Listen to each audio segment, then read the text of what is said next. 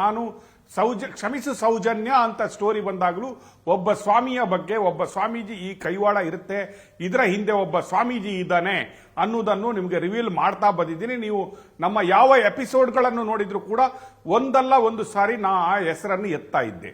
ಈಗ ನೋಡಿ, ಕಳೆದ ಒಂದು 4 ದಿನದಿಂದ, ಒಂದು ವಾರದಿಂದ ಒಂದು ಸ್ವಾಮೀಜಿಯ ಹೆಸರು ಎಲ್ಲಿಂದನೋ ಕೇಳಿ ಬರ್ತಾ ಇದೆ. ಗಾಳಿ ಸುದ್ದಿಯಲ್ಲಿ ಇದ್ದಂಥದ್ದನ್ನು ಜಯಂತ್ ಟಿ ಯಾವಾಗ ಬಂದ್ಬಿಟ್ಟು, ಹೌದು ನಾವೊಬ್ರು ಸ್ವಾಮಿಯನ್ನು ಮೀಟ್ ಮಾಡಿದ್ದೀವಿ, ಬುರುಡೆಯವನು ಕರ್ಕೊಂಡೋಗಿದ್ದೀವಿ, ಅವನು ಮೀಟ್ ಮಾಡಿದ್ದಾನೆ, ಅವರ ಮಾರ್ಗದರ್ಶನದಲ್ಲೇ ಇದೆಲ್ಲ ನಡೆದಿದೆ, ಹೌದು ನಾವು ಟೈಮ್ ಬಂದಾಗ ಅವರ ಹೆಸರನ್ನು ರಿವೀಲ್ ಮಾಡ್ತೀನಿ ಅನ್ನೋ ಒಂದು ಸ್ಟೇಟ್ಮೆಂಟ್ ಅನ್ನು ಕೊಡ್ತಾನೆ.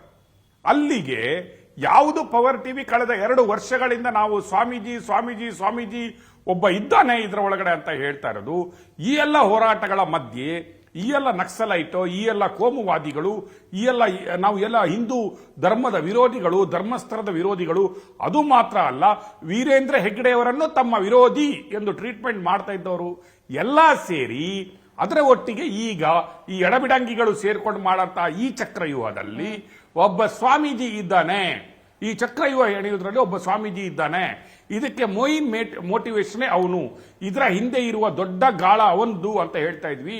ಅಂದರೆ ಇಲ್ಲಿ ತಾನು ಒಬ್ಬ ತಿಮರೋಡಿಯನ್ನು ಶಿಷ್ಯನನ್ನಾಗಿ ಮಾಡಿಕೊಂಡು ತಾನೊಂದು ಗೊಂಬೆಯನ್ನು ಇಟ್ಕೊಂಡು ಚಿಕ್ಕಮಗಳೂರಲ್ಲಿ ಕೂತ್ಕೊಂಡು ಈ ಒಂದು ಸ್ವಾಮೀಜಿ ಏನ್ ಮಾಡ್ತಾ ಇದ್ದಾನಂದ್ರೆ, ತಾನು ಒಂದು ಚಿಕ್ಕ ಒಂದು ಮಗುವಿನ ಆತ್ಮದಂತಹ ಒಂದು ಬೊಂಬೆಯನ್ನು ಮಾತಾಡ್ಕೊಂಡು ಆ ಬೊಂಬೆ ನಮ್ಗೆ ಇನ್ಸ್ಟ್ರಕ್ಷನ್ ಕೊಡುತ್ತೆ ಅಂತ ಇಡೀ ಜನಗಳನ್ನು ಫೂಲ್ ಮಾಡ್ತಾ, ತಾನು ಒಂದು ದೊಡ್ಡ ಮಂತ್ರವಾದಿ, ತಾನು ಒಬ್ಬ ಮೇಧಾವಿ, ನಾನೊಬ್ಬ ದೊಡ್ಡ ದೈವಾಂಶ ಸಂಭೂತ ಅಂತ ತಿರುಗಾಡಿಕೊಂಡು ತನ್ನದೇ ಒಂದು ಕೆಲವು ಪೊಲಿಟಿಕಲ್ ಶಿಷ್ಯರನ್ನು, ಪೊಲಿಟಿಕಲ್ ಅಲ್ಲಿರುವ ಶಿಷ್ಯರನ್ನು, ಅದರ ಮೇಲೆ ಸ್ವಲ್ಪ ಬಿಸ್ನೆಸ್ ಮ್ಯಾನ್ಗಳನ್ನು, ಮತ್ತೆ ಇಂತಹ ಪುಂಡಿ ಪೋಖ್ರಿಗಳು ಅಂದ್ರೆ ತಿಮರೋಡಿ ಅಂತಹ ಪುಂಡಿ ಪೋಖ್ರಿಗಳನ್ನು ಇಟ್ಕೊಂಡ್ಬಿಟ್ಟು ಅವರಿಗೆ ಏನು ತಲೆಯಲ್ಲಿದ್ದ ಲದ್ದಿನೂ ಇಲ್ಲದದ್ದವರಿಗೆ ಅವ್ರಿಗೇನೋ ತುಂಬಿಸ್ಬಿಟ್ಟು, ನಾಳೆ ಧರ್ಮಸ್ಥಳದಲ್ಲಿ ನೀನು ಧರ್ಮಸ್ಥಳಕ್ಕೆ ಪರ್ಯಾಯ ಪೀಠವನ್ನು ಕಟ್ಟಿ ಇದನ್ನೆಲ್ಲ ಮಾಡಬೇಕಾದ್ರೆ ಏನೇನು ಮಾಡಬೇಕಾಗುತ್ತೆ, ನೀನು ಒಂದು ಪೀಠವನ್ನು ಕಟ್ಟಬೇಕು, ನೀನು ಒಂದು ಬೀಡುವನ್ನು ರಚನೆ ಮಾಡಬೇಕು, ನೀನು ನಾಳೆ ಧರ್ಮಸ್ಥಳದ ಪೀಠಾಧಿಪತಿ ಆಗುವಂತಹ ಲಕ್ಷಣ ನಿನ್ಗಿದೆ,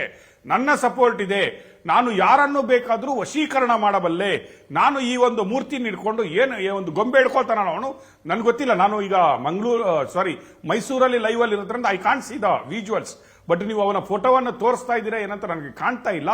but still I am telling, ಆ ಒಂದು ಗೊಂಬೆಯನ್ನು ಇಟ್ಕೊಂಡ್ಬಿಟ್ಟು ಆ ಗೊಂಬೆಗೆ ನಾನು ಹೇಳ್ದಂಗೆ ಆ ಪವರ್ ಇದೆ, ನೀನು ನಾಳೆ ವೀರೇಂದ್ರ ಹೆಗಡೆ ಆದ ಮೇಲೆ ತದನಂತರ ನೀವು ಈ ಹೋರಾಟವನ್ನು ನೀವು ಸೌಜನ್ಯನ ಹೆಸರಲ್ಲಿ ಮುಂದುವರಿಸಿದ್ರೆ ನೀನು ಒಂದು ದಿನ ಧರ್ಮಾಧಿಕಾರಿ ಆಗ್ತೀಯ ಅನ್ನುವ ಈ ತಲೆಯಲ್ಲಿ ಲದ್ದಿ ಇಲ್ಲದ ತಿಮರೋಡಿಗೆ ಹೇಳಿ ಈ ಒಂದು ತಿಟ್ಟು ಬಂದಿದ್ದಾನೆ.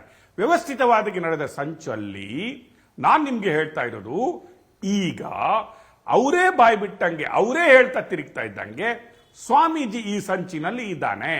ಅಂದರೆ ಈಗ ನಮಗೆ ಬಂದಿರುವ ಮಾಹಿತಿ ಪ್ರಕಾರ ನಥಿಂಗ್ ಬಟ್ ಈ ಸಂಚಿನಲ್ಲಿರುವ ಸ್ವಾಮೀಜಿ KS ನಿತ್ಯಾನಂದ ಅನ್ನುವ ಚಿಕ್ಕಮಗಳೂರಿನ ಒಬ್ಬ ಸ್ವಾಮೀಜಿ ತಾನೇ ಒಂದು ಗೊಂಬೆ ಇಟ್ಕೊಂಡು ಮಹೇಶ್ ತಿಮರೋಡಿ ಅಂತವನನ್ನು ಒಬ್ಬ ಶಿಷ್ಯನನ್ನು ಹಾಕಿಸ್ಕೊಂಡು ಅವನ ಪಟಲಾಮಗಳನ್ನು ಕಟ್ಟಿಕೊಂಡು ತಾನೊಬ್ಬ ದೈವಾಂಶ ಸಂಭೂತ, ನಾನು ದೇವರಿಗೆ ಸಮಾನ, ನಾನೊಬ್ಬ ಅವಧೂತ, ನನಗೆ ಆ ಗೊಂಬೆ ಎಲ್ಲ ಹೇಳುತ್ತೆ, ಅದು ಒಂದು ಮಗುವಿನ ಆತ್ಮ ಬಂದು ಆ ಗೊಂಬೆಯೊಳಗಡೆ ಸೇರುತ್ತೆ ಅನ್ನೋ ಎಲ್ಲ ಕತೆ ಹೇಳ್ತಾರೆ. ನೀವು ಅದಕ್ಕೆ ಪ್ಯಾರಲಲ್ ಆಗಿ ನೀವು ನೋಡಿ, ಆ ಮಗುವಿನ ಆ ಗೊಂಬೆಯ ಸ್ಟೋರಿಯ ಪ್ಯಾರಲಲ್ ಸ್ಟೋರಿ, ಅದೇ ಸ್ಟೋರಿ ಸೌಜನ್ಯ ಚಾಮುಂಡೇಶ್ವರಿ ಆಗಿದ್ದಾಳೆ, ಸೌಜನ್ಯ ಚಾಮುಂಡೇಶ್ವರಿಯ ಅಂಶ, ಅವಳನ್ನು ಮೂರ್ತಿಯಾಗಿ ನಾವು ಸ್ಥಾಪನೆ ಮಾಡಿದ್ವಿ, ನಾಳೆ ಧರ್ಮಸ್ಥಳದಲ್ಲೂ ಅವಳ ಮೂರ್ತಿಯನ್ನು ಸ್ಥಾಪನೆ ಮಾಡ್ತೀವಿ ಅನ್ನುವ ಬಂಡತನದಲ್ಲಿಗೆ ಹೋಗ್ತಾನೆ ನೋಡಿ. ದಟ್ ಫಾರ್ಮುಲಾ ಟ್ಯಾಲಿಸ್, ಅವನು ಮಾಡುವ ವಿದ್ಯೆಗೂ ಅವನು ಮಾತಾಡುವ ಬುದ್ಧಿಗೂ ಇವರು ಮಾಡುವುದಕ್ಕೂ ತುಂಬಾ ಪ್ಯಾರಲಲ್ ಕನೆಕ್ಷನ್ ಇದೆ. ಇದು ಒಂಥರ ಒಟ್ಟಿಗೆ ಹೋಗ್ತಾ ಇದೆ ಅನ್ನೋದು ಒಂದಾದ್ರೆ, ಇನ್ನೊಂದು ಕಡೆ ಸ್ವಾಮೀಜಿಯನ್ನು ಈಗಾಗಲೇ SIT ಅವರು ಅವನನ್ನು ಬಾಯಿ ಬಿಡಿಸಿದಾರ ಇದ್ರೆ ಇನ್ನು ಕೂಡ ನಿತ್ಯಾನಂದನ ಹತ್ರ ರೀಚ್ ಆಗುವುದಕ್ಕಿಂತ ಮುಂಚೆ ಕೂಡ SIT ಅವರು ಇನ್ನು ಉಳಿದ ಕೆಲಸಗಳನ್ನು ಮಾಡಬೇಕಾಗತ್ತೆ. ಈಗ ಸ್ವಾಮೀಜಿಯ ನಂಟು ಇದು ಲಾಸ್ಟ್ ಇನ್ವೆಸ್ಟಿಗೇಷನ್ ನನ್ನ ಪ್ರಕಾರ. ಅದಕ್ಕಿಂತ ಮುಂಚೆ ಕೂಡ ಈ ಬುರುಡೆ ಎಲ್ಲಿಂದ ಬಂತು, ಈ ಪಳಿಯುಳಿಕೆಯನ್ನು ಎಲ್ಲಿಂದ ತಂದವನು, ಎಲ್ಲೆಲ್ಲಿಗೆ ಹೋದವನು. ಈಗ ಮಾಜಾರುಗಳು ನೀವು ನೋಡಿದ್ರಿ, ತಿಮರೋಡಿ ಮನೆಯಲ್ಲಿ ಮಾಜಾರಾಗಿದೆ, ಜಯಂತ್ ಮನೆಯಲ್ಲಿ ಮಾಜಾರಾಗಿದೆ, ಇನ್ನು ಉಳಿದ ಮಾಜಾರುಗಳಾಗಬೇಕು. ಇನ್ನು ಈಗಾಗಲೇ SIT 10 ದಿನಗಳ ಕಸ್ಟಡಿ ಇದೆ, ಹೌದು, ಇನ್ನು ಏನು 10 ದಿನದಲ್ಲಿ ಕಸ್ಟಡಿಗಳು ಮುಗಿತಾ ಬರ್ತಾ ಇದ್ದಾವೆ. ಇನ್ನು SIT ಇನ್ನೊಂದು ಅಪ್ಲಿಕೇಶನ್ ಹಾಕ್ಬೋದು. ಖಾಲಿ 10 ಡೇಸ್ ನಮಗೆ ಸಾಕಾಗಲ್ಲ. ಇವನು ಯಾವುದು ಬಾಯಿ ಬಿಡ್ತಾ ಇಲ್ಲ. ಬಾಯಿ ಬಿಟ್ಟರು ಕೂಡ ಡೆಲ್ಲಿಗೆ ಕರ್ಕೊಂಡು ಹೋಗ್ಬೇಕು, ಇವನನ್ನು ಇನ್ನಿತರ ಕಡೆಗಳಿಗೆ ಕರ್ಕೊಂಡು ಹೋಗ್ಬೇಕು. ಇವನೇ ಹೇಳ್ತಾ ಇದ್ದಾನೆ, ಜಯಂತ್ ಅವನು ಹೇಳ್ತಾ ಇದ್ದಾನೆ, ಇಲ್ಲಿಂದ ಕಾರಿಂದ ನಾವು ಆ ಬುರುಡೆಯನ್ನು ತಗೊಂಡು ಹೋದ್ವಿ, ಡೆಲ್ಲಿಗೆ ಹೋದ್ವಿ, ಅಲ್ಲಿ ಯಾರೋ ಸಿಕ್ಕಿದ್ರು, ಅದು ಯಾರಂತ ಗೊತ್ತಿಲ್ಲ, ಅಲ್ಲಿ ಬಾಡಿಗೆ ಕಾರ್ ಮಾಡಿದ್ವಿ, ಎಲ್ಲ ಈ ಕತೆಗಳಿದಾವಲ್ಲ. This is a criminal activity ಮಾತ್ರ ಅಲ್ಲ, ಇದರಲ್ಲಿ ಎಲ್ಲಾ ಕ್ರಿಮಿನಲ್ಗಳು ಸೇರ್ಕೊಂಡು ಈ ಒಂದು ಪ್ಲಾನ್ಗಳನ್ನು ಮಾಡಿದ್ರಿಂದ ಈ ಚಕ್ರವ್ಯೂಹವನ್ನು ಭೇದಿಸುವುದು SITಗೂ ಏನು ಅಷ್ಟೊಂದು ಈಸಿಯಾದ ಕೆಲಸ ಅಲ್ಲ. ಹೌದು, ಅಗದಷ್ಟು ಬೇಗ ಏನು SIT ದಿನ JCBಗಳನ್ನು ತಗೊಂಡೋಗಿ ಗುಂಡಿ ನಂಬರ್ 1, ಗುಂಡಿ ನಂಬರ್ 2 ಅಂತ 13, 14, 15, 16ರವರೆಗೆ ಅವನ ಎಲ್ಲ ಕಪಿಚೇಷ್ಟೆಗಳನ್ನು ನೋಡ್ಕೊಂಡ್ಬಿಟ್ಟು ಅಗಿತಾ ಇತ್ತು. ಆದ್ರೆ ರಿವರ್ಸ್ ಇನ್ವೆಸ್ಟಿಗೇಷನ್ ಅಂತ ಬಂದಾಗ ಎಲ್ಲಾ ಎವಿಡೆನ್ಸ್ಗಳನ್ನು, ಅಂದ್ರೆ ಟೆಕ್ನಿಕಲ್ ಎವಿಡೆನ್ಸ್ಗಳನ್ನು, ಸರ್ಕಮ್ಸ್ಟೆನ್ಸಸ್ ಎವಿಡೆನ್ಸ್ಗಳನ್ನು ಅಥವಾ ಐ ವಿಟ್ನೆಸಸ್ಗಳನ್ನು, ಮಾಜಾರುಗಳನ್ನು ಮಾಡಿ ಅದನ್ನು ಆ ಪುರಾವೆ FSLಗೆ ಬುರುಡೆಯನ್ನು ಕಳಿಸಿ ಆ ಪುರಾವೆಗಳನ್ನು ಒಟ್ಟು ಮಾಡಿಕೊಂಡು ಒಂದು SIT ಒಂದು ಮೇಜರ್ ಇನ್ವೆಸ್ಟಿಗೇಷನ್ ರಿಪೋರ್ಟ್ ಅನ್ನು ಸಬ್ಮಿಟ್ ಮಾಡಬೇಕಾಗತ್ತೆ.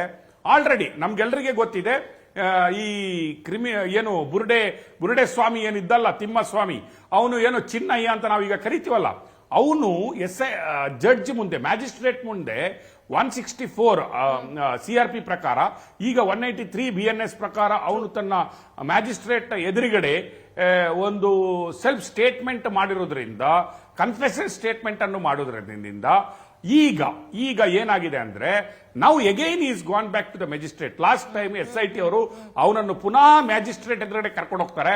2 ಗಂಟೆಗಳ ಕಾಲ ಅವನು ಮ್ಯಾಜಿಸ್ಟ್ರೇಟ್ ಎದುರುಗಡೆ ಸ್ಟೇಟ್ಮೆಂಟ್ ಮಾಡಿರೋದ್ರಿಂದ, ಇಲ್ಲ ಆ ದಿನ ನಾನು ಮಾಡಿದಂತಹ 164, 183 ಏನ್ ನಾವು ಹೇಳ್ತೀವಿ ಅದು ರಾಂಗು, ಅದು ನನಗೆ ಪ್ಲಾನ್ ಆಗಿ ಹೇಳ್ಕೊಟ್ಟಿರೋದು, ಇಂಥವರೆಲ್ಲ ಸೇರ್ಕೊಂಡು ನನ್ನನ್ನು ಈ ಬಲೆಯಲ್ಲಿ ಬೀಳಿಸಿದ್ರು, ನಾನು ಮಾಡಿ ಹೂತಾಕಿದಂತಹ ಎಲ್ಲಾ ಹೆಣಗಳು ಏನಿದಾವೆ ಅದು ಲೀಗಲಿ ಇದಾವೆ, ಅದು ಪೋಸ್ಟ್ ಮಾರ್ಟಮ್ ಮಾಡಿದ ಮೇಲೆ ಪೊಲೀಸ್ ಅವರವರು ಹೇಳಿದ ಮೇಲೆ ನಾನು ಮಾಡಿರುತ್ತೇನೆ.